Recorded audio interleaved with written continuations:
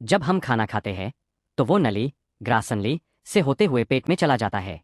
लेकिन एक और रास्ता भी है जो फेफड़ों की तरफ जाता है, उसे सांस की नली, श्वासनली कहते हैं। और ये सांस की नली हमारी खाने की नली के बिल्कुल पास ही रहती है।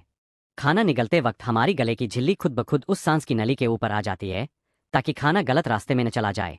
लेकिन कभी कभी अगर हम जल्दी जल्दी खाते हैं तो ये झिल्ली सही से काम नहीं कर पाती और खाना सांस की नली में चला जाता है, यानी कि गलत पाइप में।